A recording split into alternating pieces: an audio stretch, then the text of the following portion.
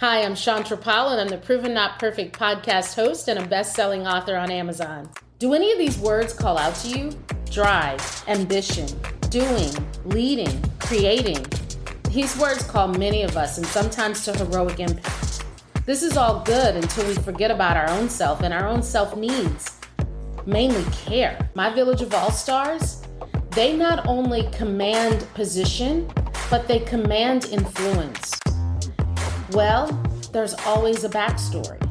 I myself, Chantra Powell, have had to put myself on the sideline a few times, but I'm still in the game. I'm staying in the game. The only thing different about me is that I'm proven not perfect. Enjoy.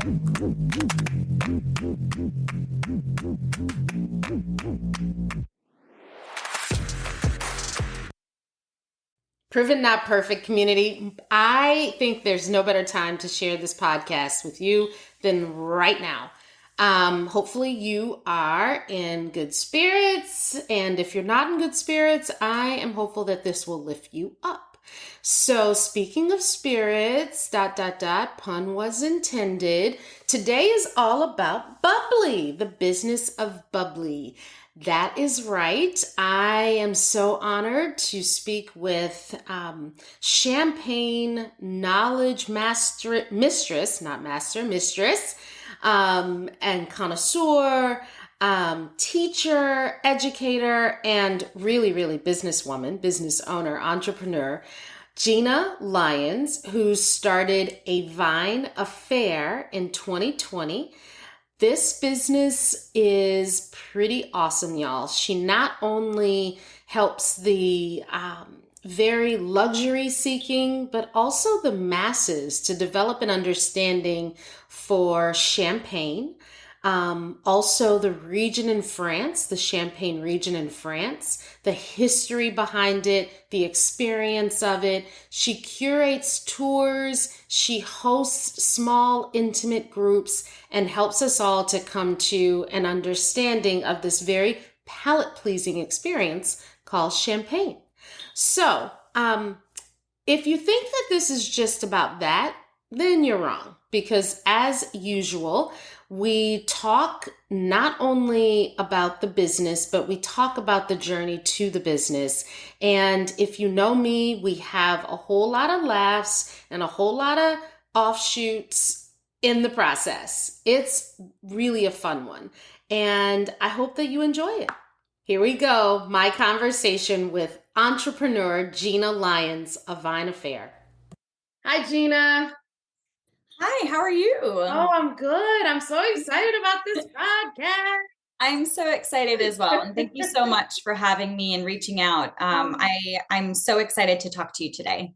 Girl, let me tell you this. You do not have to worry about me wanting to reach out to you because first and foremost, I saw the most lovely cover spread with you on the front cover. That was so brilliantly done.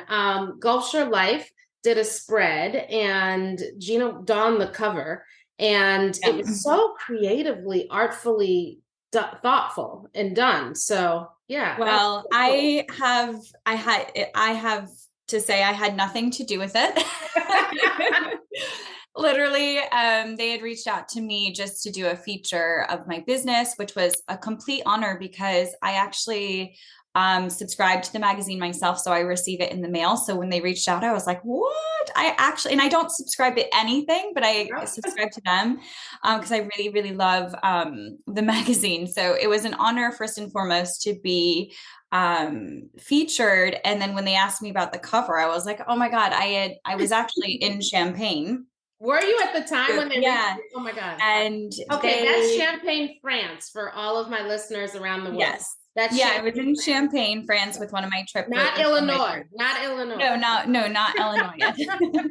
From my Midwest folks. Okay. Yeah. So when I got the message about the cover, they wanted to do the photo shoot while I was still there. So I was like, oh, I'm so sorry, but if there's any way you can push it just to, I literally will travel down immediately as soon as I get back. And they said, okay, if that's the case, then let's do it the next day you arrive. But obviously, as you know, with all the travel, like the travel issues happening, my flight was extremely delayed. So I didn't get in until Monday morning at 3 a.m. and my photo shoot was at 7 in Oh, Naples. So I literally oh. arrived home, washed my hair, drove straight. Well, actually, my husband, I'm so lucky. He was like, I woke him up at 3 a.m. and I said, listen, I don't think I can drive. I'm just flown over from France. I had no sleep. Can you please drive me down? Went down there for 7 a.m. photo shoot. And yeah, that was that. They were so nice to feature me, and it was an amazing experience. So yeah, but Wow. Omar Cruz was the photographer, and he had that whole idea in his head, and he's amazing and he's so talented. So Omar Cruz, you nailed it. We need to know more Yeah. about you for sure. That's so cool. So let's talk a little bit about this, why they reached out to you. So A Vine Affair is your business, right? And Mm-hmm. I am just so taken by it. I'm gonna tell you a fun fact. So I did a thing called Turn 50, like a couple years ago. Pre-COVID, it was actually Oh, really? 2019. You Yeah. actually turned 50. I don't I even believe it by looking at did. you. I I'm like, at did. first I was like, is turn 50 a certain thing? Because you don't look like you've turned 50. You are now in my new phase, okay? We got that. No, That's it's what the we are. truth. That's what we are. Well, thank you, Gina. I'd like to call it good living, or at least trying to anyway, right? Yeah, Um, absolutely. but I'll tell you this. So I'm from New Orleans, Louisiana originally, and my girlfriends, a good group of girlfriends that I grew up with, the high school circuit and all the things, we decided to celebrate collectively our birthdays, and we called Cool. it the Fab 50 trip. And we went to Napa, Oh, got a wonderful Kardashian-like house, yeah. and did everything from the karaoke to the dance-offs to the pajama Mhm. party to all of the amazing wineries around, spa days, and it was amazing. And so one of the stops on our visit was to Domaine Carnieres, Yeah. Yeah, I've been. Yes. Yeah. which was very lovely. And I will tell you that it was, of course, champagne has been in my repertoire as a businesswoman as you travel. And typically, it's had a very specific place, right? We've often engaged when, it's time to celebrate something. Of course. Yeah. Never was there just a natural gravitation to it. Can be just a part of your lifestyle, your experience, just like a wine. Yeah. And so super, super intrigued when I read that you had this desire and this interest and this vision to bring folks like me to a different place of understanding. And then Hmm. another personal story as well. Early in my career, the mid 90s, I had the chance to live and work abroad in England and spent time then in France, and just bit by the bug of how, Hmm. first of all, how incredibly familiar it felt to my New Orleans roots, and then Yes. Yes. secondly, Absolutely. Yep. brilliant it was, right? And so, Mhm. anyway, all of the backstory reasons why I'm looking at the magazine, I'm drawn into the aesthetics of how Mr. Cruz envisioned it. And then I Yeah. read the story and I was just drawn to it. And then you're a businesswoman. So the business geek in me is like, okay, we have to talk. We have to be friends. So Gina, Oh, tell us about A Vine Affair. First of all, what is the business? Tell us about it. yeah. So Vine Affair is essentially a champagne and caviar concierge, bringing the world of champagne to enthusiasts and collectors and those that just are curious to learn more. in various platforms. So whether that is through a small champagne tasting in someone's private home, to a corporate setting, maybe, a happy hour or a client gathering, to bringing people to Champagne, France on, very exclusive insider tours. So basically, I am obsessed with champagne, and How did you become so? You gotta tell us, like, what? it wasn't a direct path. It's not, I wasn't someone who decided that I loved wine and champagne at an early age or a young age, say, post graduation, and decided to study it or worked in restaurants. It did not come that way at all to me.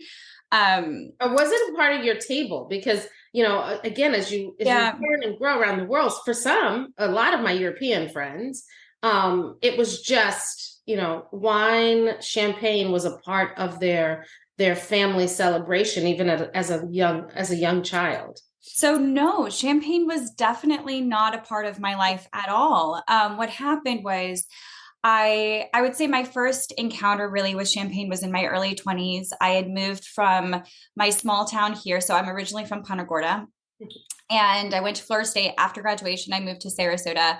And then I Sorry about that game last night. Just saying. This is supposed to be a timeless conversation, but anyway. No worries, no worries. So then I had the opportunity to go to. Oh wait, Florida State, not Florida. Okay. Yeah, I know. It's fine. I was in we were at our clubhouse, so I was watching the game, and it's Florida, but either way, it's we keep an eye out. Yes. Yes. But I had the opportunity to go to Asia. And so in Japan, because of the food and their appreciation for French culture, you have access to champagne quite easily through the restaurants and the bars and things like that. So I started to gravitate towards champagne already because it was easier to access. And I've never been a very big drinker at all. I never drank alcohol, or I really enjoyed it ever until I started to drink champagne regularly, or what I thought was champagne at the time. I didn't know anything about it. And then when I got married, my husband's from Ireland, we moved there.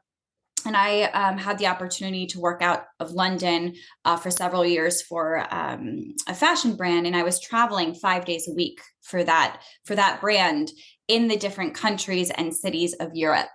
And so I had the opportunity to really engage in the food and wine culture in Europe.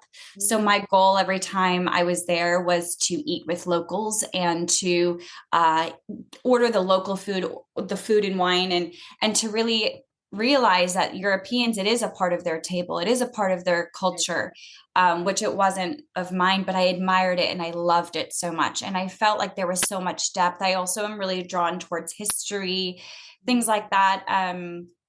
So it kind of just started off as a love for it. And then also I felt like I needed to study it a little bit, because I was sometimes hosting clients and people at these dinners, and I didn't know anything about a wine list. And so I was like, I need to understand this because I'm not seeing anything that I recognize. So I just want to self-study. And when I started to study or explore it, I realized that there was so much about wine that the average person doesn't consume or understand. We're not given the education, but being able to understand really simple things about wine can help you when you are reading a wine list or you're buying wine in stores, especially if you enjoy drinking it.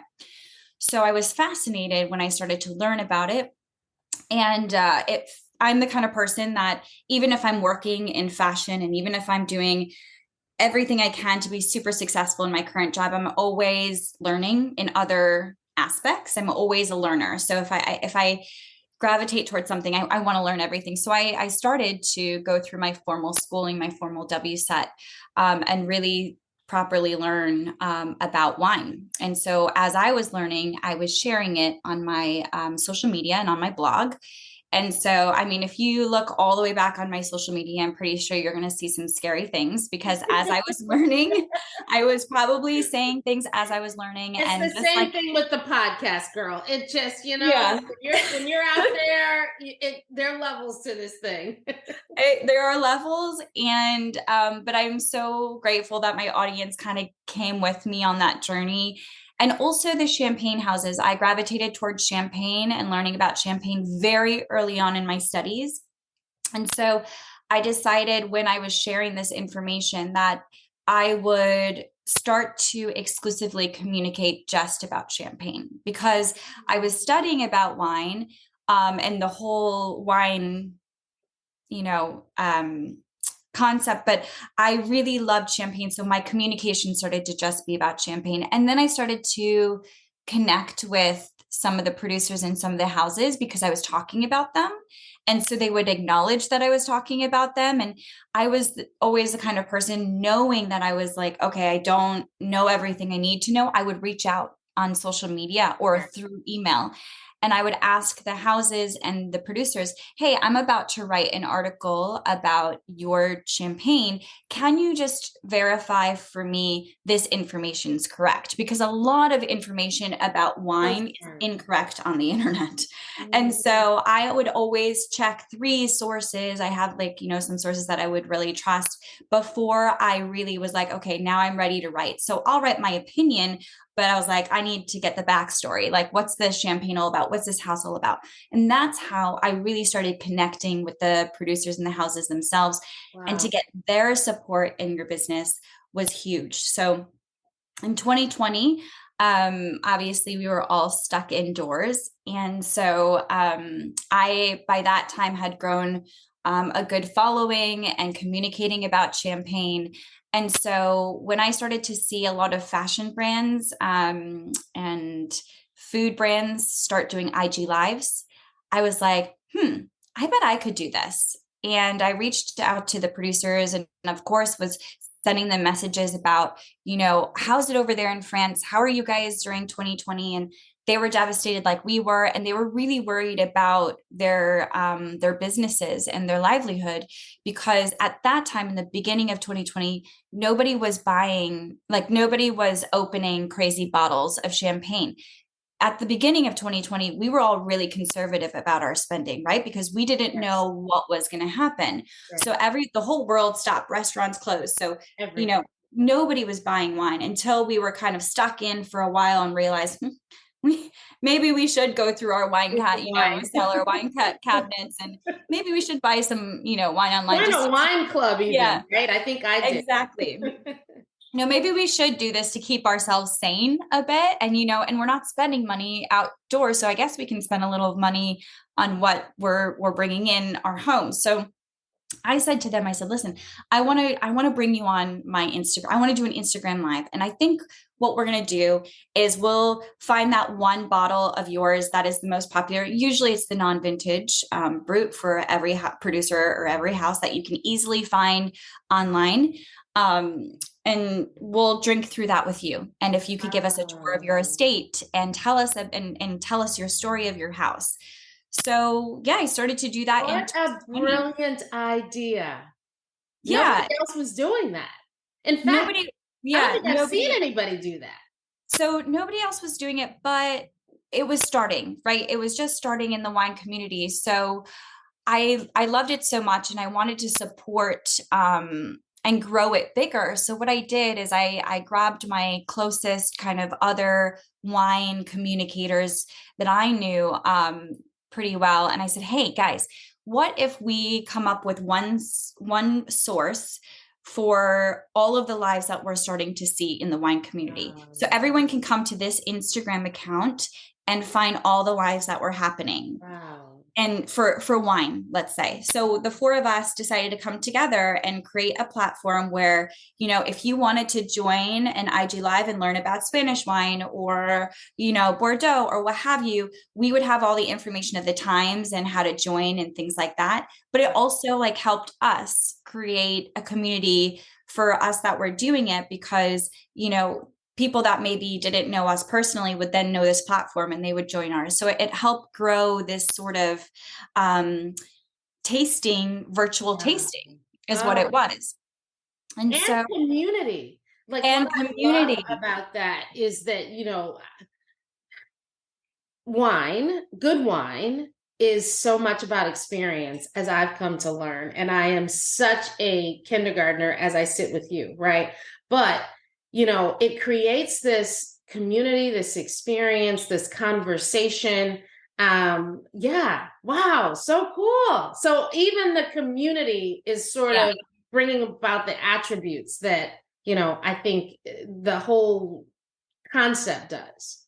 Yeah. And I think, in 2020, everything changed for everyone. And for me, I need to stay busy. I can't just, I, it's really, really difficult for me to have like a day where I'm not productive. I'm just one of those people that I get up early in the morning, even if I don't have to, I get out. I have How to do early, Gina? Because we're trying to now get in your head because other people want to start stuff. 5 a.m. Okay, Yeah, 5 5 a.m. a.m. Yeah. Mm-hmm. Yeah. And So then 5 a.m. what happens next? So 5 a.m. Well, and also I have to be mindful of the sunrise because I Mhm. may dictate my schedule, but my dog also dictates my schedule. So sorry. So yes, 5 a.m. is the goal. And that's when I want to wake up. But I also have to think about his walks. So as soon as it gets light out, we go for a walk. But he doesn't understand. And as soon as I wake up, he thinks, okay, mom's up. She's gonna take a shower, she's gonna get ready, and then she's gonna bring me for a walk. But sometimes 5 a.m., the sun's not rising right now until 6:45. So, it's that time that I'm like, oh, am I going to be okay with him crying about not going for a walk right away? That sort of thing. But Yes. normal, yes, 5 a.m. I wake up, I take a shower, I get ready for the day. I come to my office and I use do you know this book here? I'm going to show you the 5-minute journal. Yes, I love that. Yeah. So I spend maybe a little bit more than 5 minutes with the 5-minute journal, and I just kind of, um, yeah, go through what went well yesterday, what I'm grateful for, and what would make today great, right? As the 5-minute journal asks you to do. And I sit with the day a little bit. I write a to-do list, and then I bring him for his walk. And then I come back and I either go to Pilates, yoga, or I have a gym here. And then I start my day probably working around 8 a.m. I love it. So this day was the day as we get to COVID and nobody has anywhere to go, nobody has anything to do, and you're like, Yeah. okay, I've now been up since 5. Yeah. 8 o'clock. We've done the walks, we've done all the things. Yeah. What are we doing now with the Yeah. rest of a 24-hour cycle, right? At this point. Yeah. Yeah. Yeah, and also you're always looking for community as well, because I love to be a part of a community. So I always, virtually was the only way to do it. So I was on Instagram for hours and hours during the day because that was my platform that I grew. And my original growth with Instagram was back in 2018, I think. Over the summer, I had left my previous company. My husband got really busy with his job, so he's like, I need your help. I kind of need you to be like a secretary, booking my flights, like, because he was traveling a lot. So we agreed one of us had to kind of By the give way, in your husband because has a pretty impressive background too, right? yeah. He's been in racing his whole entire life, and at that time he was racing in Asia, and he was in, I think, several different series. So he was traveling a lot, I was traveling a lot, and so I was like, okay, I want to spend more time with him, and he needs help. So cool. And plus I was kind of like really loving this wine thing. So I was like, maybe when I have time, I can like study wine and put a little bit more effort into my Instagram. And in 2018, there was a formula. It was very easy. The more time you spent on Instagram, the more you interacted with your audience, the more you had as a following. It was very simple. It's not like it is now. Yeah, So I put that summer, I went to Japan with him and helped him a little bit, but I had lots of time. So I spent 8 hours a day on my Instagram account engaging with people. And I did a 90 days of champagne summer where every single day I did a champagne 101 fact and broke it down on stories and stuff. And that's where the first set of growth came. And then in 2020, spending 8 hours a day on Instagram again in a different way. We had the IG lives and things like that. And then I had, and created a whole nother level of community because it was more really real time, being able to speak to people, as you're doing live. So it was really, really cool in 2020, a way to connect virtually. That's so cool. All right. So you've got now Instagram, you've got the platform. Yeah. How did you jump to this place where you're now into experiences and a Vine Affair as, your anchor business? How did you get there? So in August 2020, I started the company or the LLC with my bestie. So she's a specialist in Spanish wine, but she has a normal corporate job. So eventually she had to go back.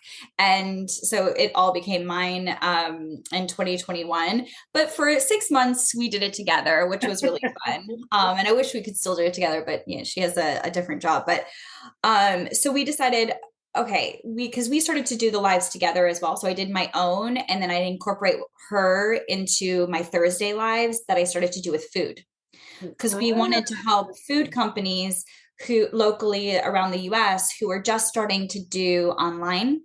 For the first time, we wanted to get their names out. So we found foods that paired really well with champagne.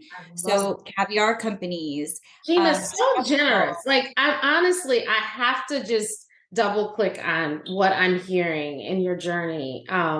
Because so many times we look at folks that are successful and we hear the grit and the grind and all the stuff that you're probably made of, I'm made of, and all of that. But there's so much generosity that comes into this conversation, right? How do I help people just understand and communicate what's happening when COVID and they can't do anything? How do I help businesses, right? And so I just believe, my faith says that to whom much is given, much is required. And also, the more we give, the more we receive. And I just have to say that. Oh, well, thank you. I appreciate that. I don't, it's not something that comes, it's just in 2020, there's a lot going on, right? And so when you see an industry that you are not in but admire so much suffer, and you have an audience that you can see are willing to purchase a bottle or purchase something to be a part of a conversation. I mean, I felt like it was I wanted to do that. It's, you want to reach out if you can. In 2020, it was really, really difficult, and many businesses were closing. It was super sad to see some really amazing restaurants just completely have to close their doors. So it was a clever way to, I guess, help in any way.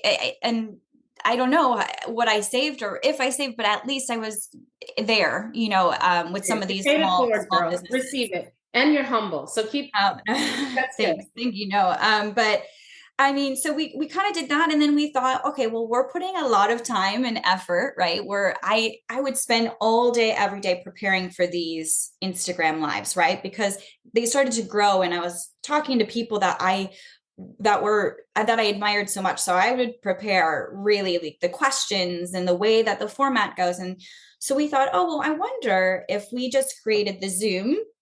Yeah. Zooms were popular. What if we just did a Zoom and maybe people paid a little bit extra, and we can create a whole package for them, and we can get like some compensation, right? Just like for our time, which I don't think it ever happened really, but either way, we're like, at least let's form a business, and then we can make it legit because we really like to do it. So we formed a Vine Affair in August of 2020. Wow.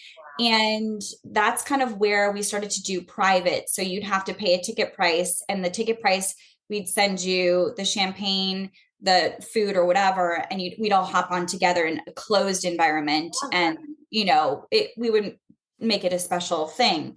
And then in 2021, here in Florida, things opened up quicker than other places, and people were looking, and we have the gift of weather, so people were looking for, more in-person things, and with us being able to do some outdoor events and things like that while being very cautious.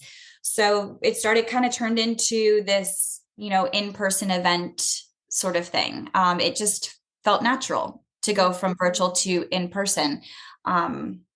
So in 2021, it was kind of a hybrid. So still doing lots of virtual, but also some in person when we could. And the fact that we had the virtual foundation was great, because in 2021, we were constantly opening and closing and opening, closing. And so in-person events were getting canceled all the time. And so for us, at least we could just bounce back to our roots, or I could bounce back to the roots of the virtual. So girl, you created the omni channel of like an experience company, right? That's hilarious and so good. That's textbook Kellogg omni channel conversation. How do you create the flow that allows your business to be diverse enough to pivot, but to continue to move forward in the process and to leverage the flow as well, right? Okay, that's me kicking out. I'm sorry, I'll leave that alone. No, I love it. You're defining just what I was like kind of do. You know what I mean? Yeah. Mine was more like always trying to be proactive instead of reactive, or if I was reactive, being as quick as possible.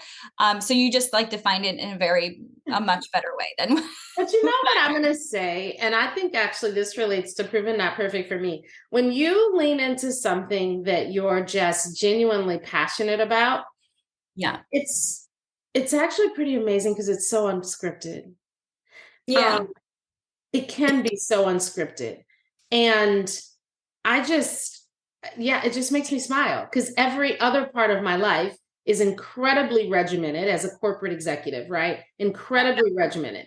And I love that too, right? I'm sort of a Libra in its truest sense, right? Do not try to put me in a box, because you will get the wrong box. I promise, right?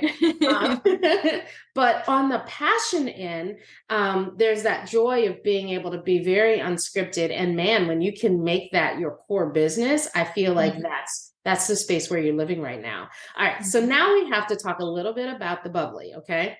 Sure. So for folks who, enjoy good wine, how do they think about the difference between wine and champagne? Let's talk about that, right? Like, I'm taking you 101. Sure. This maybe even isn't 101. This is maybe like, for dummies. I don't know, pick it. But tell us the difference between wine and champagne. So basic, but I don't know that everybody really has an articulation of that.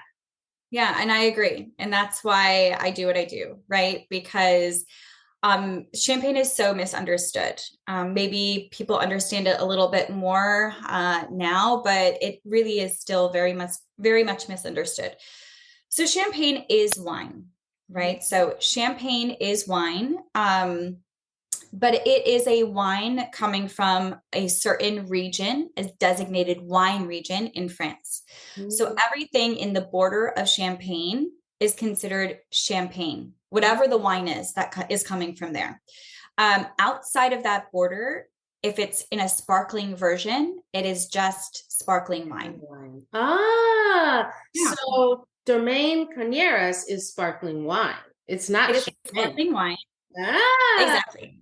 The Domaine Carneros, but Domaine Carneros has a great heritage, because it's originally, the company originally is, it's bought by Taittinger, Champagne Taittinger. So they bought Domaine Carneros. So they have already a really great heritage and understanding of making really great quality sparkling wine. But even owned by a champagne company, they still can't call it champagne because it's not from Champagne, France. I love that. Okay, so there's a myth buster right there. You're either having sparkling wine or champagne, period. Exactly. Period. Yeah. Period. So, okay, if you now are considering champagne, how how do you talk about palate interest? So if someone is typically a drier wine palate over a Yep. fruit forward one, bubbly, I know that I'm mixing all sorts of attributes Sure. together. But how do you think about the describing the texture to help someone understand where they may want to start? So I always say if you don't know anything about champagne, the easiest way to start is to start with the Grand Marquis. So the big, big names, the big houses, and start with their non-vintage brut. So the non-vintage brut in champagne is basically a flagship champagne of a house or their house style. So when you drink a non-vintage brut, so from Veuve Clicquot or Moet or Taittinger, this non-vintage brut that you can find very easily Yes. is what they sell the most of. They spend the most time on it, and it's supposed to completely define their style. Oh. So when you open a bottle of Veuve Clicquot and you open a bottle of Taittinger, they're going to be very different because those houses have a different style. Oh. Sometimes this style means the grape that they maybe focus on or have, because champagne, the non-vintages are a blend, and the majority of them are a blend of the three major grapes in Champagne, which are Chardonnay, Pinot Noir, and Meunier. And so the houses sometimes based on their Maybe vineyards and that's why I love it stylistic. so much because I love Chardonnay and I love Pinot Yep. Noir. Pinot Noir is like my favorite red for some reason. I just, Yeah. yeah. Mhm. Yeah. But they look or they're interpreted differently in Champagne. Yes. Mhm. So I always say if you say you're a Chardonnay hater, don't say you're a Chardonnay hater until you've had Chardonnay in Champagne because it's completely different. It's completely different. So every time I always try to make sure when I'm doing tastings that we are exploring the different grapes or different styles, because then once you put them next side by side, then you realize, wow, they're all really different. Like all champagne, it does not taste the same. Mhm. And then you can try to understand based on those major houses, Mhm. digging deep into their style and what makes them what or why you like them. Mhm. So, for example, if you're gravitating toward Taittinger, you're gravitating towards this fresh, fruity, Chardonnay-driven style. Then, because you know a little bit more and say, okay, I really like that taste, you can find other producers and other houses that are the same. Whether they're making their champagne very similar in style to Taittinger, they're using kind of the same percentage of grape, Chardonnay, whatever. That's how you can start exploring what you really like and what you don't like in champagne. Even for myself, I have stylistic preferences. Um, Mhm. so that's the best way to start is just, the big major houses, see which ones they're non-vintage champagne, grab them off the shelf, see what you like and see what you don't like. And then, but if you don't like it and if you like it, you have to start understanding why you don't. So dig a little So deeper. there's probably so many tutorials or things to visit on your website, right? Mhm. Because I know for a lot of people, this is literally only wetting the taste as we think Yeah. about it, right? There's so much to this. I'm going to suggest that people go to a Vine Affair on Instagram. There's Yep. loads of content there. Yep. And also, I mean, visually, aesthetically, you'll just enjoy the experience where it takes you. And then if you're like me and you're getting really, really curious, get a good group of 12 and call up Gina and Vine Affair and set your own perfectly curated experience in France. Oh, People yeah. do that, right? Yeah. Absolutely. So we started the trips in 2022. And it's amazing just because I love going to Champagne. So I was like, how can I go to Champagne more? I'm I bring with people you. with me and then I can go to Champagne more. So I started the tours in June. And so now I do the two set tours in Champagne. So June 20, my next ones I'm already going in October, but 2024 is now planned. June 2024 and October 2024 are where you can grab, yourself, a couple of friends, a spouse, whatever, and then, come along on that trip. And there's max 12 people. Or, like you said, a group of 8 or more can give me a call and say, I have a group of 8 or more. We want to buy out a trip. Wow. Can you plan us a trip to Champagne? And I'll host you in Champagne when you want to go. So it's, that's the flexibility that we now have for 2024, which it was before just the set date. So I love that. That is so good. Okay, yeah. now we got to go back because we just Okay. have to, because somebody's daughter, little sister, daughter-in-law, all the girlies, right? Yeah. I grew up in the space where I talk a lot about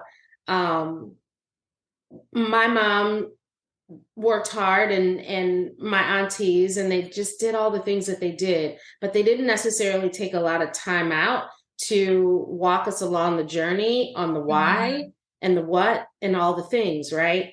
And so we were left to create our own stories. And as I've become an adult and I get to sit with them and go back and feel very confident to like push back and ask questions and all the things, I realized that there was a backstory. I realized that there were elements that I had no idea about, right? And so it was definitely not as easy as maybe I thought it was, in the backstory. So this podcast, Proven Not Perfect, is, definitely features my Village of All Stars, which you are one.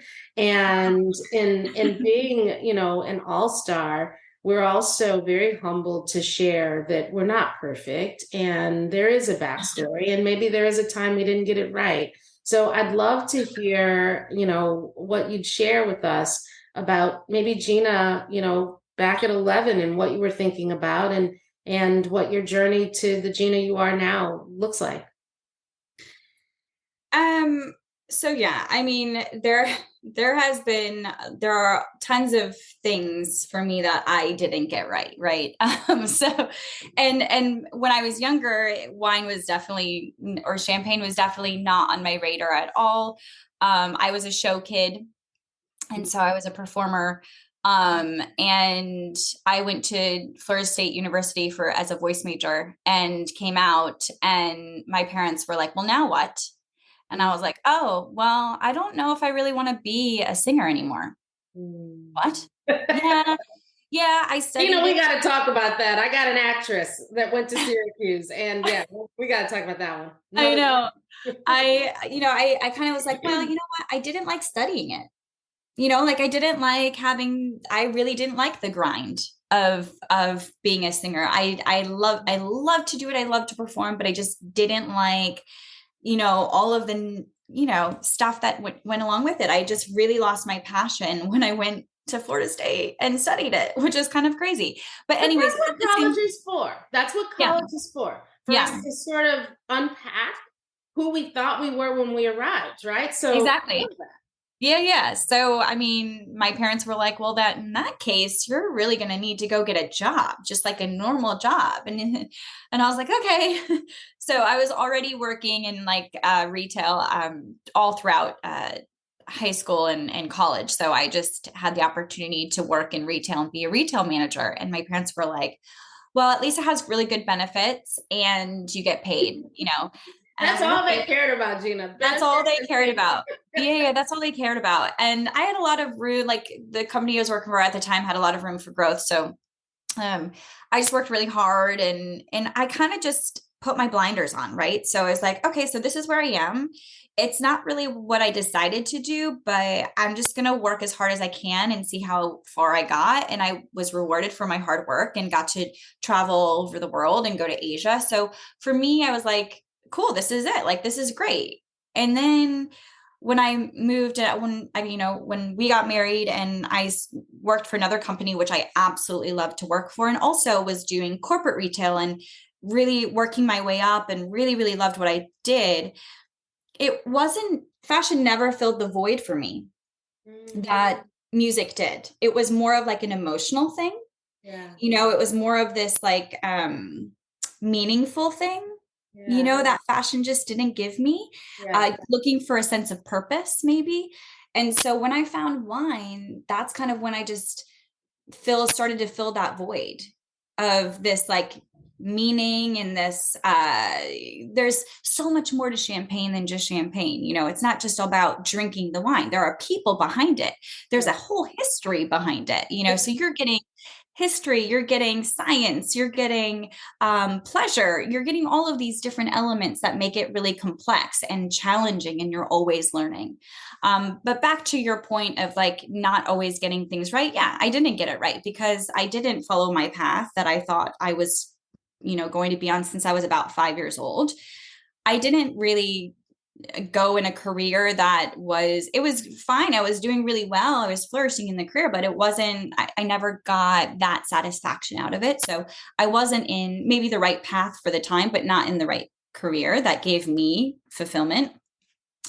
And when I fell into kind of this, I shouldn't say fall into, because I pursued it quite hard. Yeah, 8 hours a day. Yeah. That's not. Yeah. I pursued it quite hard, actually. But yeah, and in this business, this is the first time I'm being an entrepreneur, and that is, you get a lot of things wrong all the time. Ooh, sister, say it again. Because in 2020, not only did you start a business, but I did too. And let's just say 3 years later, mine, I had to fail forward and acknowledge that it was a great idea, not the right time, but a wonderful learning, right? And here you're going, and I'm rooting, and that's another reason why I was like, oh my God, we gotta talk about this. Yeah. Yeah, I mean, it's hard, it's so hard. Even now, like every day, every day you wake up. I told this to my husband the other day. Every day I wake up like positive and ready to go, like, and energized. And like my goal is to keep moving forward, to, be more creative with my business, to think outside the box. But not every day gives you that back. Nope. Nope. It's true. It's not every day gives you that back. And the winners know that, right? Like, yeah, like it's really hard, and you have to dig deep, and you have to dig deeper than what you actually like. Sometimes, some days I'm like, I actually can't dig any deeper. I can't be any more like pushing any more than what I'm doing now. Like you hit breaking points all the time in your business. Yeah. Where you're just like, no, like, come on. I've put all of this work, and you'll throw things out there to people, and you're like, oh, this is a great idea. This is a great concept. This is a great event. This is what, and then it's like, what? Yeah. Nobody saw that. Nobody thought the same. Like nobody wants to buy a ticket to that event, or nobody wants to go to Champagne at that time. There's a lot of failures that you're dealing with when you're on this journey, and you have to be ready for that. Like you have to know nobody gets it easy. You have to. And it's humbling and rewarding at the same time. But I do believe that winners understand that you're going to wake up and you're going to have this same zest and zeal. And the day gets going, and it may take you 20 turns later. But I think the key, again, that winner's mentality is, I don't know about you, but when that day happens and it twists me all around, turns me all around, sometimes it's telling me to just stop.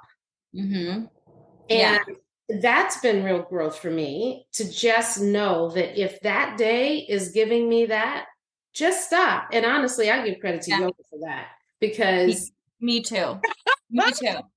I went to yoga yesterday morning because I was like, I told Richard, I was like, nothing is stopping me from going to yoga tomorrow. Like me. I need this. I literally ran into, I needed yin, and I needed so badly that if I had to I had to do it. It's been grounding me for years.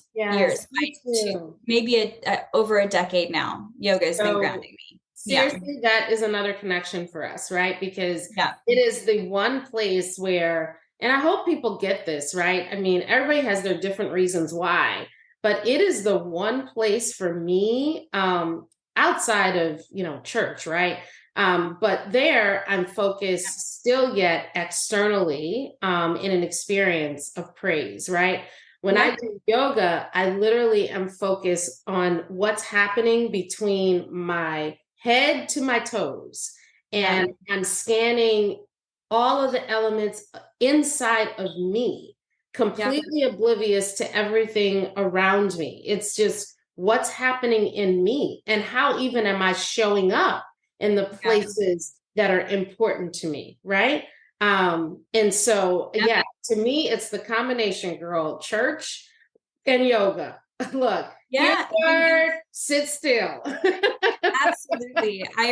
Absolutely. I think it was a meme yesterday or the day before. Everyone goes to yoga for their flexibility, and then they realize it's actually about mental health or something like that, and you don't even realize it. Because I was like, oh, yoga's cool. Like, let me try yoga. Oh, it's going to be great for my flexibility and like fun.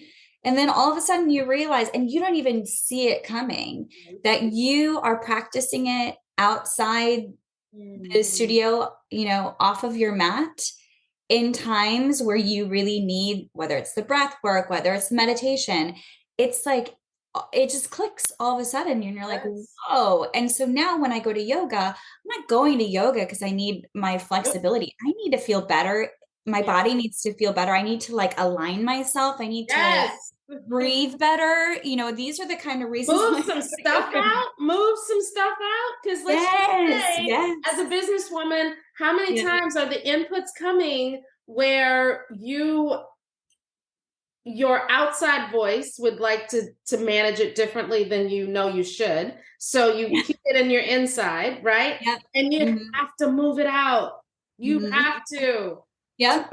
Ladies, you got to move it out, because if it doesn't move out, it stays in there, right? It does. It does. And it creates a lot of problems. God, keep your voice. If you're man, I tell you, I'm just on such a mission. Voice is so important. Moving stuff that you didn't ask for out of you is so important. Yeah. Absolutely. I think we should do yoga and champagne. We should do yoga and champagne. I have a friend who does, she owns a company called Vina Vinyasa where she does yoga and wine. And I'm always like, it's perfect. Yoga and champagne. I got you. Like, I'm yoga teacher trained. So y'all heard it first.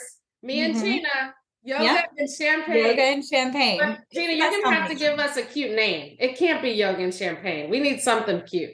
Yeah, I'll have to think of that. So it'll come though. Usually these clever things just kind of come out of nowhere, when you're not even thinking about them. That's when we'll know. Gina, this has been so fun. Yeah, it's been great. This has been such a great conversation with you. I've enjoyed every minute of it. So thank you. Well, I know that everybody that's listened is not only inspired by you, but also really curious to get to know the champagne more. And we all know what sparkling wine is over champagne. Never to be confused again. When you have the chance to drink sparkling wine or champagne, always choose champagne. All right, there you go. Gina, take care. It's so good. I look forward to spending more time with you. Yes, you too. Thank you so much. Okay, Proven Not Perfect. Did I tell you that was fun? Did I tell you were going to learn a lot? Hopefully your palate is nice and ready to go test out and consider what the difference between champagne and sparkling wine is. Maybe you already know it. I don't know. Maybe that was just a me thing. But in any case, that was a real fun one. I hope that you will follow up and learn a little bit more about a Vine Affair and consider how that might be of use to you. Let me know if you got something out of this episode. Let me know. I look forward to hearing from you. Take care. See you next time. Proven Not Perfect.